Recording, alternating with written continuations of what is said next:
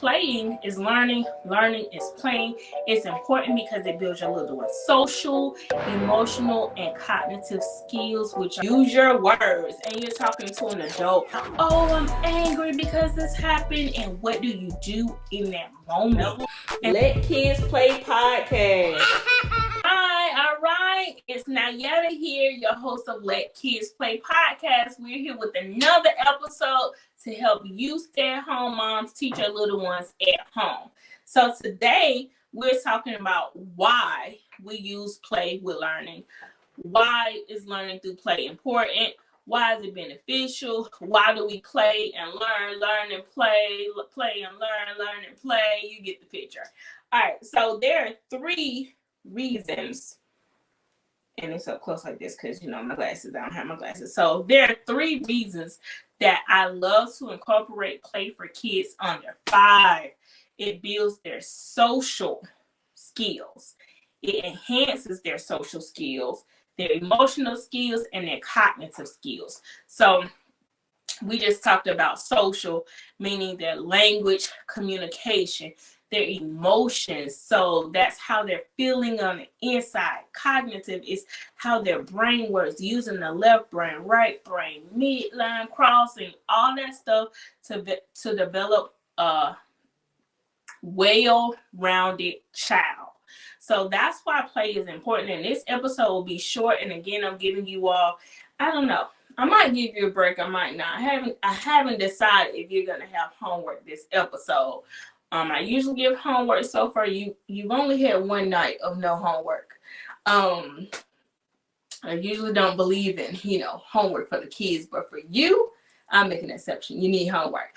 But so we'll get to that later on what your activity will be for this one. So let's talk about social. So I want you to think about if you've always been a stay-at-home mom, then don't think about a work situation. Think about when you were at school, someone that didn't know how to not necessarily articulate themselves, but they just didn't know how to communicate. Like you just run into people like use your words and you're talking to an adult, or they're just really is scared to speak up for themselves, not knowing how to communicate.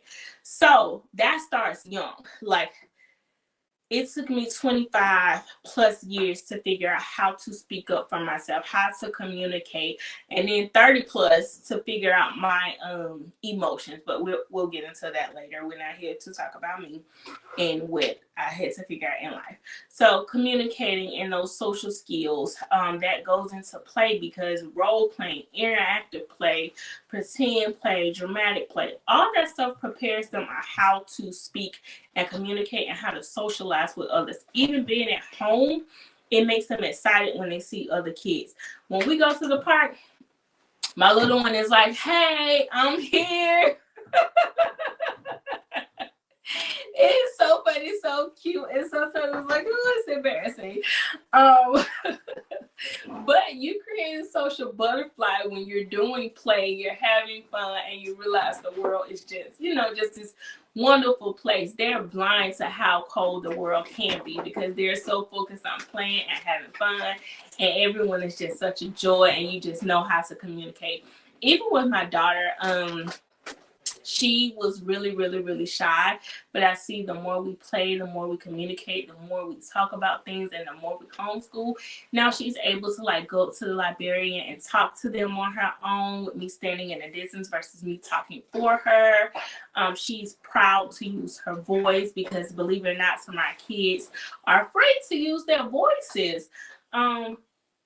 Playing teaches them how to make decisions, and that's sometimes why our little ones are afraid to communicate and socialize as well, because they're afraid to make decisions.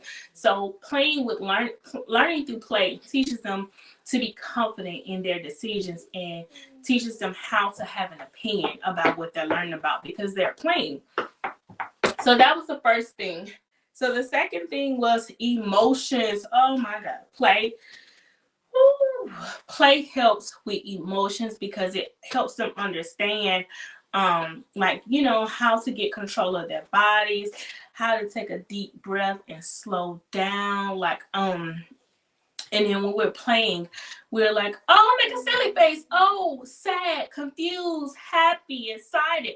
All of that stuff we're playing and doing, but recognizing the emotions. And I always say it's a bittersweet thing, because if you're a person like me where it shows on your face how you're feeling, my 4-year-old would say, Mom, Mommy, why are you sad? Like I'm thinking in deep thought, and it's probably something that is sad, but I didn't want to show my little one that I was sad. But he recognized my facial expression. It's not crying or anything, it's just how he recognizes it. Or he can sense your demeanor of being angry and stuff like that.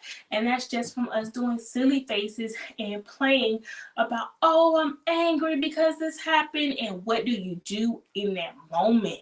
And then also play we incorporate our safe space. We have our cozy corner. So all of those things with us playing, learning through play, helps with their emotions. It helps them to understand what they're feeling, how to express what they're feelings, and how to tell you what they're feeling as well. So the last one is the most important one, and it's also the hardest to explain, is the cognitive developmental skills. So that deals with everything with their brain and critical thinking and problem solving. So you can't learn those through a worksheet, which is why I love play. So on the worksheet, you're looking at, how do I solve this problem? And you're just looking at it and you're thinking about it.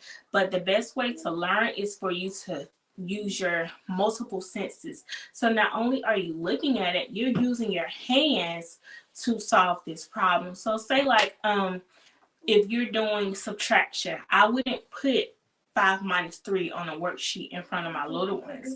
I would actually put 5 blocks and tell them to take away 3 and tell me what they have, because they're using their hands, they're seeing it, they're visually seeing it. So problem solving, puzzles, things where they're moving their hands, and then like the cognitive things as far as like crossing the midline. Why is it important for them to do that? Because they're using their left brain, right brain at the same time, which also helps build those critical thinking skills. Like a lot of parents are concerned that kids can't think for themselves.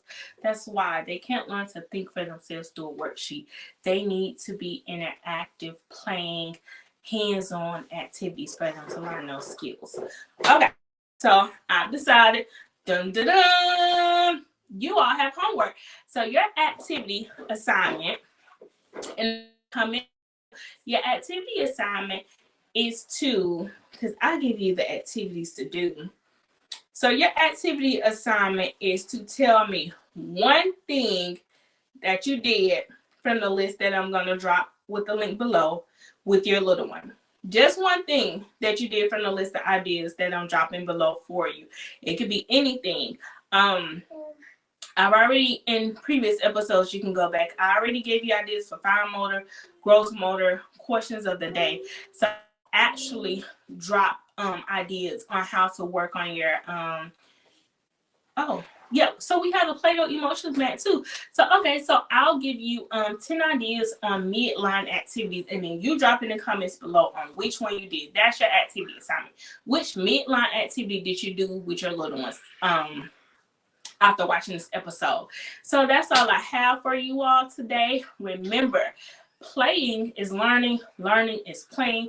It's important because it builds your little one's social, emotional, and cognitive skills, which are essential for raising a well-rounded little one. As always, thank you all so much for joining us on this episode of Let Kids Play. I truly appreciate you all watching and tuning in or listening. If you're not watching on YouTube, to show your support, because it means the world to me when you all leave a review, a comment, a like, or share it with another mom that could use this.